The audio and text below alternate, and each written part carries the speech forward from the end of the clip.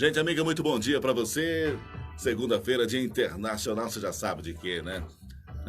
Dia Internacional da Preguiça. Para com isso. Vamos ser mais gentis com as nossas segundas-feiras. Vamos ser mais amigáveis com elas, encarar os desafios que ela nos promete. Quanto mais desafio, melhor, né? Porque afinal de contas, se não tiver desafio nenhum, a gente não está sendo muito útil com nada, né? Então é bom, deixa os desafios acontecerem, deixa os desafios vindo assim, ó, de pouquinho a pouquinho, e vamos mostrar para eles que a gente pode muito bem fazer com que cada um deles seja vencido até.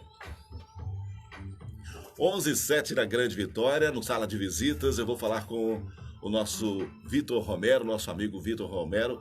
Ele é economista, especialista em gestão inteligente de energia. Vitor é formado em ciências econômicas. E o currículo dele é grande. Se eu for falar aqui tudo que o cara é, não vamos nem ter entrevista. Mas a gente vai falar também sobre energia compartilhada. Você sabe o que é energia compartilhada? Você tem ideia do que pode ser? Não estou falando de gato, não, filho. Nem esse tipo de energia, não, negão. Estou falando de energia compartilhada na boa, onde todo mundo ganha com isso. Você sabe o que significa energia compartilhada? Sabe como funciona? Como que de repente, poxa, mas tem aqui no Brasil, a gente consegue ter isso aqui, acesso a isso? É muito caro? É muito difícil? Ou é muito fácil? O que é energia compartilhada, pelo amor de Deus? Então, o que pode ser isso? E qual é a vantagem sobre energia que a gente já conhece? Vamos conversar com o Vitor? Deixa eu mostrar a vocês aqui o nosso convidado. Muito bem. Senhoras e senhores, agora sim, agora a gente já pode ver o Vitor. Espera aí, deixa eu dar um zoom aqui no Vitor, que aí eu escondo aquela garrafa azul ali, que eu não gosto daquela garrafa nem a pau. Ela só mantém o café quentinho, mas ela é feia para burro. Então deixa eu aumentar aqui. Muito bom. Agora sim, nós já temos a imagem do Vitor. Vitor, bom dia, tudo bem? Bom dia, Adriano. Tudo bem? Graças a Deus. Seja bem-vindo aqui ao programa também. Muito obrigado pela gentileza em vir bater um papo com a gente. Eu que agradeço o convite. Muito bom. Vitor, energia compartilhada. Que gato é esse? Não tem nada a ver com gato, Adriano. Você está certo aí na sua explanação inicial. Vamos falar um pouquinho assim que a energia compartilhada ela está relacionada à geração de energia, né? Então, eu acho que para a gente começar esse assunto, o importante é que a gente primeiro passe para o que é gerar energia, né? Acho que esse assunto da geração de energia está muito em pauta nas famílias brasileiras hoje, que é a oportunidade que surgiu principalmente em função dos sistemas de geração fotovoltaica ou sistema de geração solar, eles terem ficado cada vez mais acessíveis à população, né, no que diz respeito a custo de implantação desses sistemas. Você está falando daquelas que geralmente a gente vê em cima dos telhados, aquelas placas solares, não é isso? Perfeito, exatamente, as placas solares. Isso ainda não é muito caro, Vitor? Eu percebo que às vezes tem gente que investe 25, 30 mil para repor esse valor com o passar do tempo. Como é que está isso agora? Então, isso tem se barateado, Adriano. A gente tem observado aí que o mercado ele tem trazido os preços a um custo mais acessível com o passar do tempo, né? Uhum. Hoje a gente já consegue aí investimentos da ordem de 9 a 10 mil reais para atender um consumo da ordem de 250 kWh mês. E aí vamos lá, só para você ter uma ideia, o que eu estou dizendo com 250 kWh mês, né? Uma família que tem aí uma geladeira, um ventilador de teto, um chuveiro elétrico, ferro de passar roupa, máquina de lavar louça, ou seja, uma família tradicional, né? Uhum. Tem aí um consumo relativamente pequeno, ela a partir de 9 mil reais pode estar comprando um sistema hoje, adquirindo um sistema de geração solar fotovoltaica. E normalmente isso se paga aí com 4 a 5 anos. E agora, depois que tudo isso está instalado, está tudo certinho e tal, como ela vai precisar em algum momento da energia tradicional que nós temos em casa? Ela nunca deixa de precisar. Essa é uma confusão que se faz muito, né? No senso comum. Se imagina que uma vez que eu gero a minha energia, eu não preciso mais da distribuidora, da concessionária, Uhum. aqui no nosso caso da EDP, por exemplo, ou da Luz e Força Santa Maria. Você precisa continuar conectado na rede da distribuidora para estar gerando sua própria energia. Não é possível, de acordo com a legislação brasileira, que se gere a energia de forma ilhada, que é o que a gente chama, ou seja, desconexo ou desconectado do sistema tradicional na rede da distribuidora, né? Uhum. Então você precisa sim estar conectado. Inclusive tem um pagamento mínimo que você precisa estar executando, tá todo mês pagando justamente para estar gerando sua própria energia. Então não existe estar completamente ilhado ou completamente desvinculado da rede distribuidora, tá? Então, no caso, para uma família que já esteja com as placas instaladas, ela vai pagar seria só o consumo mínimo que é exigido? Exato. E esse consumo mínimo ele recebe um termo, né, de acordo com o marco regulatório, que chama custo de disponibilidade. E aí esse custo de disponibilidade ele é proporcional ao seu padrão de entrada, ou seja, à configuração do seu sistema, se você é um cliente monofásico, bifásico ou trifásico. Uhum. Tá? E aí vai ter um importe mínimo necessário para atendimento e para permanecer conectado na rede. Outra coisa que eu tenho dúvida também. A gente fala de energia compartilhada e isso me faz pensar, por exemplo, às vezes uma casa ou uma indústria. O Texas, por exemplo, é um dos estados que produz muita energia limpa, né, chamada energia solar. Tanta energia que ele compartilha com outros estados também. De que maneira isso vai acumulando energia? Tem como acumular, guardar energia? De que maneira isso é feito? Tem. Hoje você pode acumular elas em bateria, né? Os sistemas de baterias, bancos de baterias, eles já existem. Ainda não vou dizer não vale a pena, mas economicamente, não são economicamente viáveis ainda a implantação desse tipo de sistema. É um payback muito caro, muito longo, não vale a pena. Principalmente no Brasil, está investindo ainda no acúmulo da energia gerada, né? Uma coisa importante no que você disse, por que existem hoje sistemas de baterias para que se acumule essa energia gerada? O sistema de geração solar fotovoltaica ele só gera durante o dia, né? Você precisa do sol para estar gerando energia. O que acontece durante a noite? Então isso responde às duas perguntas pelas quais a gente passou aqui. Você precisa estar conectado na rede da distribuidora, porque de noite é quando você consome energia e o seu sistema não está gerando. Então o que acontece? Seu sistema gera de dia, você injeta essa energia que você gerou durante o dia na rede da distribuidora e de noite você usa essa energia de volta. Você usa a rede da distribuidora como sendo seu banco de bateria. Se você tiver feito um investimento no sistema de bateria, a carga é sua, a geração é sua, então você pode se apropriar dessa geração e utilizar na sua própria unidade consumidora, que é como a gente chama, ponto de conexão. Agora, para essa energia solar, obviamente, ser captada, ela basta estar durante o dia ou há necessidade do sol, basicamente, em si? Por exemplo, se estiver nublado. Nublado ela gera muito menos. Ela está relacionada, de fato, à incidência de raios solares, tá?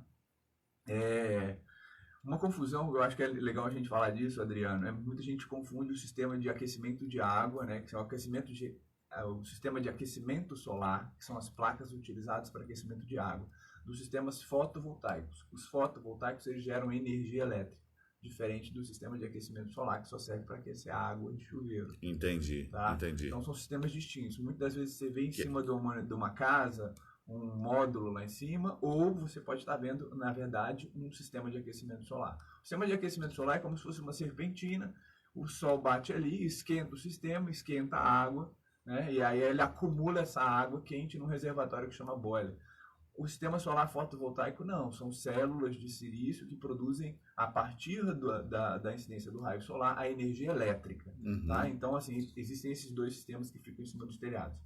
E aonde que surge nesse contexto a questão da geração compartilhada, que eu acho que é o tema da nossa conversa aqui hoje.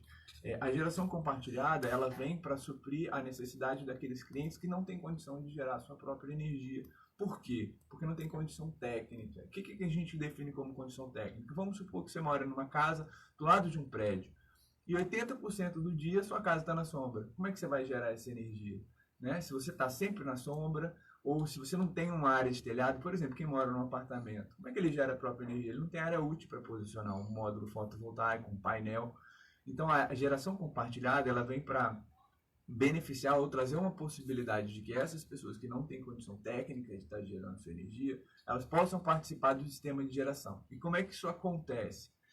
Elas se juntam em grupos, se aglomeram em grupos e constroem uma usina num terceiro lugar, ou seja a propriedade de um deles ou uma propriedade arrendada, por exemplo, lá no interior, desde que esteja na mesma área de atendimento da distribuidora, ou seja, na área de concessão da distribuidora. E essa energia é gerada de forma compartilhada, ou seja, ela é entregue na rede da distribuidora e a distribuidora compensa na fatura de cada uma dessas pessoas o crédito que foi gerado naquela usina de participação dela remotamente. Então, Ficou claro para você? sim, pessoas que moram, por exemplo, em apartamentos, não tem como gerar sua própria energia, Perfeito. constroem uma casinha com as fotocélulas ali Isso. para captar energia solar. Perfeito. Aí essa casa, esse lugar onde foi feito, tem que ser registrado na EDP, por Tem que exemplo. estar na área da EDP, exatamente. Aí a EDP aí essa energia vai para a EDP depois. Isso. E a EDP entrega na forma de crédito na fatura dessas pessoas que são as donas dessa usina. Correto. Ou seja, a energia solar não vai diretamente ser usada pelas pessoas que a fizeram, mas a compensação financeira virá porque ela produziu energia. Perfeito, exato. A produção de energia é de propriedade dela. Entendi. Então ela entrega para a distribuidora e a distribuidora devolve para ela no formato de crédito, na fatura.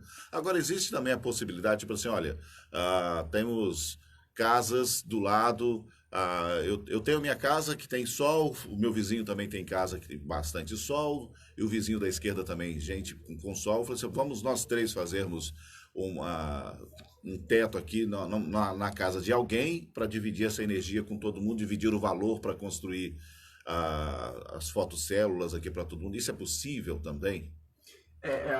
O marco regulatório, ou seja, a legislação, ela diz que a gente precisa de um modelo jurídico de solidariedade entre as pessoas que vão receber o crédito.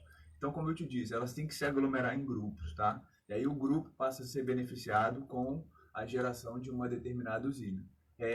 Vamos fazer uma analogia aqui. É como se eu, você e mais 2 ou 3 pessoas comprássemos uma vaca. E o que essa vaca gerar de leite, a gente divide na proporção que a gente combinou lá no início do nosso contrato da aquisição da vaca. Ou seja, eu comprei 20% da vaca, 20% do que essa vaca dá de leite é meu, né?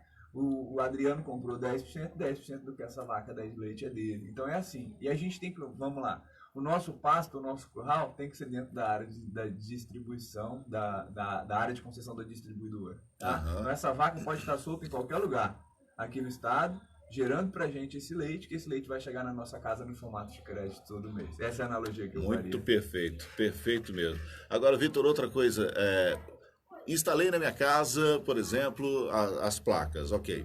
Eu tenho que pagar alguma coisa para, tipo, alguma taxa a ser paga mensal para a EDP, para alguma empresa? Existe alguma taxa? A taxa é o custo de disponibilidade, é o consumo mínimo que a gente chama, né? Mas é aquela taxa que seria paga da energia que a EDP fornece, né? Isso é aquela taxa mínima. Mas assim, não tem uma outra taxa por eu usar essas fotocélulas, não? Não existe nenhuma taxa. Entendi.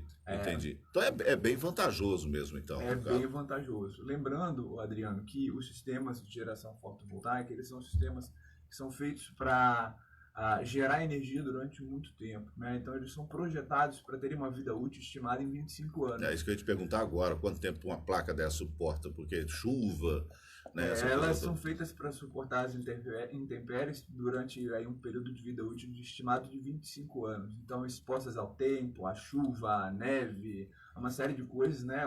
O mesmo módulo que é vendido no Brasil hoje é o módulo que é aplicado na Alemanha, nos Estados Unidos. Então eles são feitos para resistir às intempéries. Hoje, como é que está o Brasil nisso aí, Vitor? Como é que nós estamos em relação aos outros países? Nós estamos evoluindo bem? Evoluindo, mas engatinhando ainda. É uma ação muito inicial, né? Um movimento muito inicial que a gente tem observado aí. Tem crescido bastante, consideravelmente, assim, com relação às bases do Brasil. Mas se a gente for tomar como base os países desenvolvidos, a gente está engatinhando ainda bem no início do processo de implantação desse tipo de sistema, né? Essa iniciativa, eu não vejo ela sendo motivada, nem fomentada pelos governos, nem por empresas que produzem. Por quê? Bom, eu tenho minha opinião própria, tá? E uma opinião técnica. A minha opinião própria é de que, de fato, não há interesse por conta do modelo que o Brasil tem hoje de áreas de concessão, né? Ou seja, as áreas de distribuição, as distribuidoras onde elas atuam. É um modelo baseado numa espécie de monopólio, onde dentro da área de concessão, somente a distribuidora pode estar prestando serviço e atender os clientes. Não é facultado a quem, de fato, quer consumir energia, um modelo alternativo de aquisição dessa energia, né? o cliente cativo, como ele é definido, o consumidor, o proprietário de uma unidade consumidora, ele é obrigado, se vê obrigado a comprar energia única exclusivamente da distribuidora. Então, é um modelo de monopólio. Há um interesse por parte dessas, que são as distribuidoras, em estar mantendo esse modelo de forma perene para que eles possam continuar no modelo monopolista. Então, essa é a minha opinião pessoal.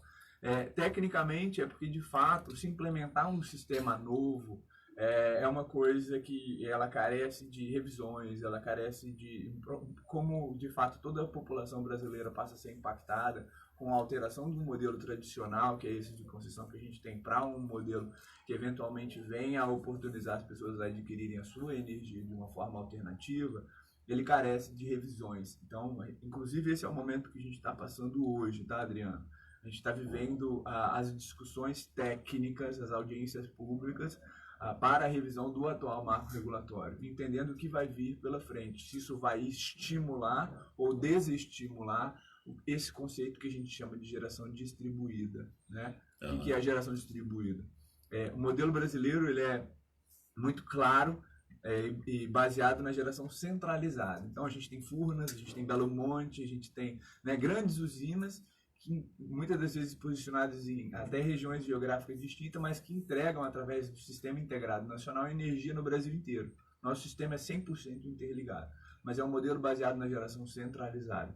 A geração distribuída é você gerar energia junto à carga. É o cara que é a unidade consumidora, é o indivíduo que optou por construir a usinazinha em cima da casa dele. Vamos lá, usina é um sistema de geração fotovoltaica, a gente define como usina, independente do porte.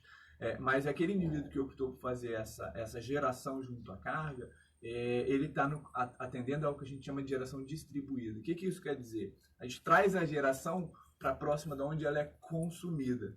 Então, a gente evita que a gente tenha custo de transmissão dessa energia, circulação dessa energia e de distribuição, que é a última interface ali, o fio que chegou na sua casa.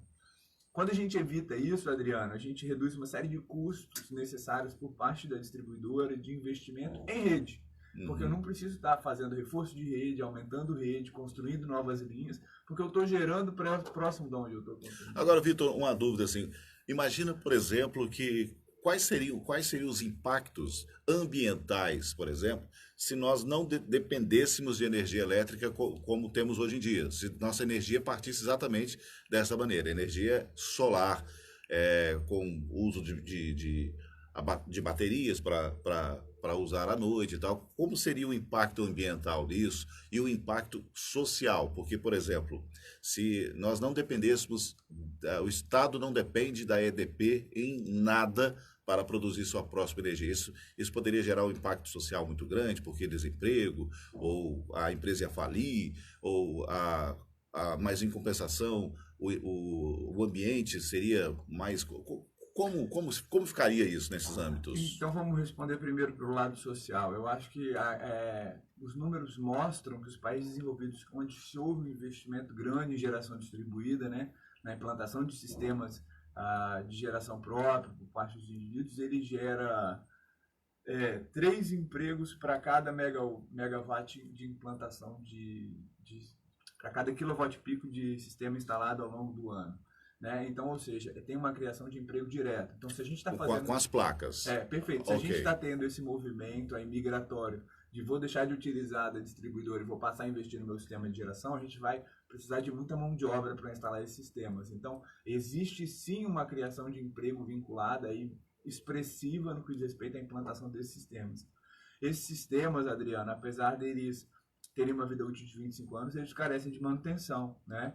Eventualmente, você tem que estar revisitando o seu sistema e verificando se ele passou por um processo de limpeza adequado, se os conectores estão bem afixados, né, e gerando energia a contento, né? Então, assim, existe sim a geração de emprego. Não é que não vai deixar de existir emprego, a gente vai ter o impacto social não vai ser dessa forma, vai gerar um monte de desemprego. Pelo contrário. Não, pelo contrário. Você vai estimular a criação de empregos por conta da necessidade que você tem de implementar esses sistemas.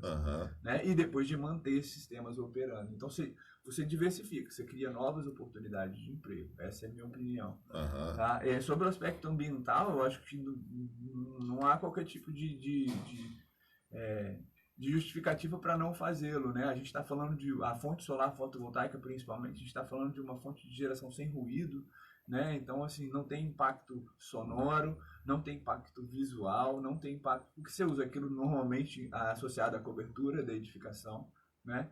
Muitas vezes você tem ganhos térmicos nas edificações por conta do uso do sistema solar fotovoltaico, porque o sistema ele reflete parte do calor, né, que aquela edificação absorveria. Então, muitas vezes você tem uma necessidade de refrigerar menos o imóvel quando você implementa um sistema, a depender do tamanho dele.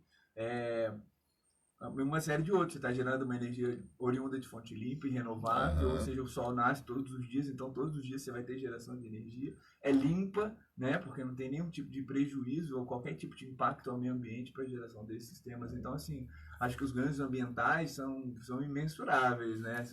Quando você coloca no papel e calcula isso, além uma conta que a gente faz muito na utilização de sistemas é o quanto a gente está evitando de emissão de CO2. Porque qualquer outro tipo de fonte, ela vai ter algum tipo de emissão de CO2 que está vinculado ao efeito estufa, enfim. Então, a conta que a gente faz é quanto eu estou evitando de CO2 quando eu utilizo a energia solar fotovoltaica. A nossa energia, nossa principal fonte de energia hoje é sintética, né? Não, o Brasil ele ainda tem uma geração muito verde, né, que a gente chama muito limpa, porque nosso sistema é muito baseado nas hidrelétricas, né? Então 40% da matriz energética hoje ela é oriunda de fontes hídricas. O Brasil tem essa característica. Mas a gente tem sim a utilização de termoelétricas, né? Aí a gás, enfim, a carvão, uma série de outros. Que é quando, no caso, os leitos, os rios estão, a seca, por exemplo, tá ruim, o nível do rio não tá legal, aí precisa de utilizar as termoelétricas para poder gerar energia. Que é mais caro também, né? É mais caro, que são as bandeiras, né? O que a gente tem é o que a gente chama de geração de reserva. Elas só entram em operação, de fato, quando a gente tem a baixa dos reservatórios, ou um momento de pico de consumo, por exemplo. Chegou um verão muito forte no Nordeste e a gente vê um uso muito mais intenso de ar-condicionados. Pode ser que aquela região, aquela sub-região esteja demandando muita energia, então o nosso nível de reservatório está baixo. Vamos acionar as termoelétricas para atender essa demanda pontual. E aí a gente entra na questão das bandeiras tarifárias. Quando a gente tem aí o acionamento de parte das térmicas, a gente entra na amarela, e depois, quando mais unidades de geração entra em operação, a gente tem o adicional da bandeira vermelha. Vitor, é possível também, por exemplo, uma família uma família tradicional, dois adultos, duas crianças, né?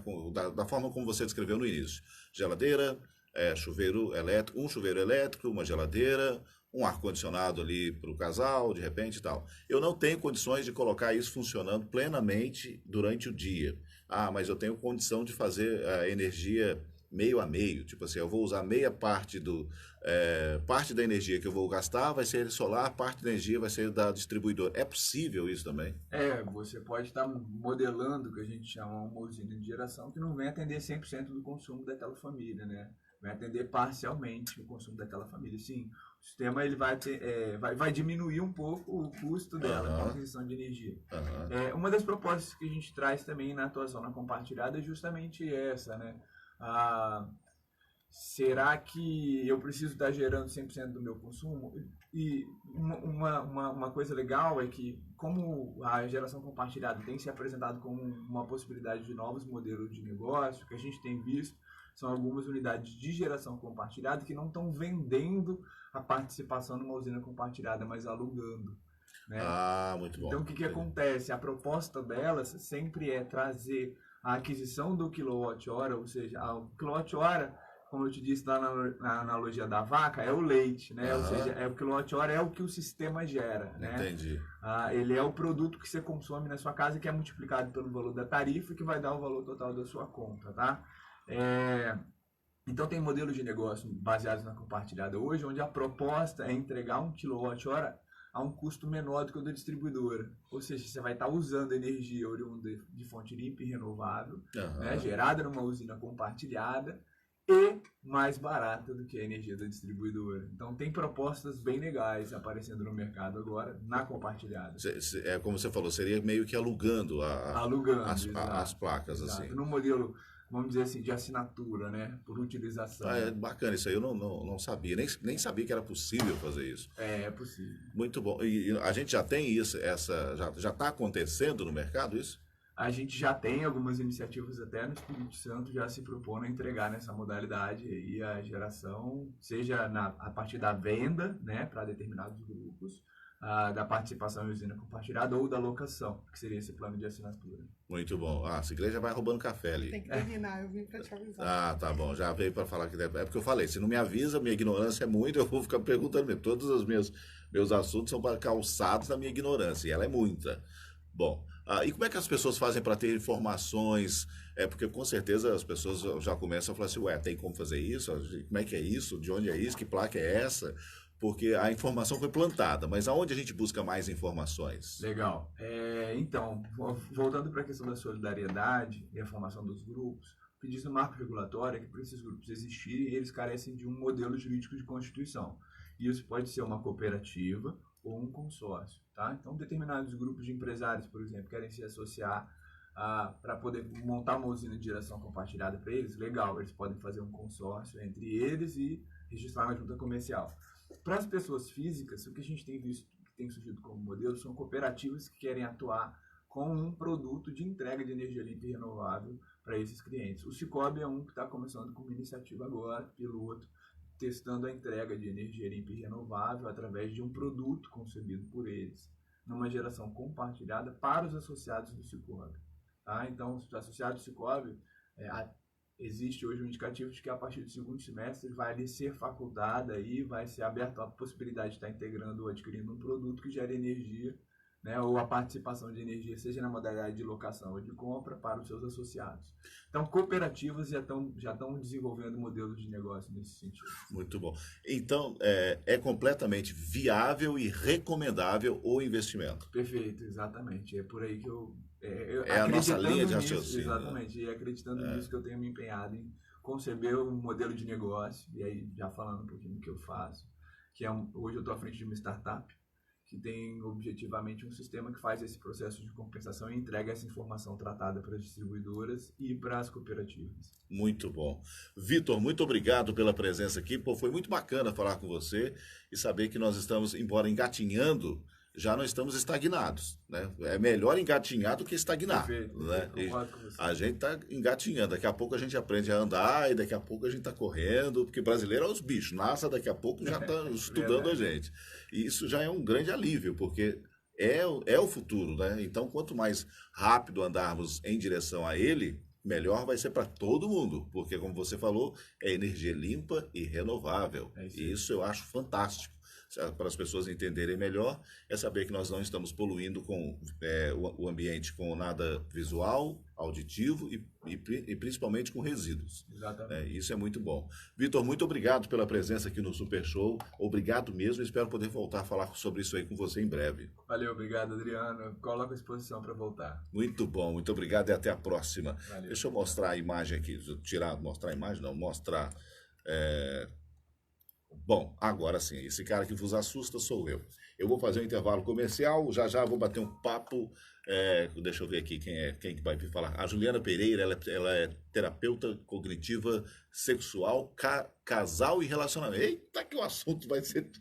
Os bichos vai pegar, hein? Então, daqui a pouquinho, você que está em casa já pode vir para participar do programa também, porque a gente vai bater um papo muito bacana com a Juliana Pereira Torres, psicóloga, aqui no nosso programa. 11h35. Fique por aí.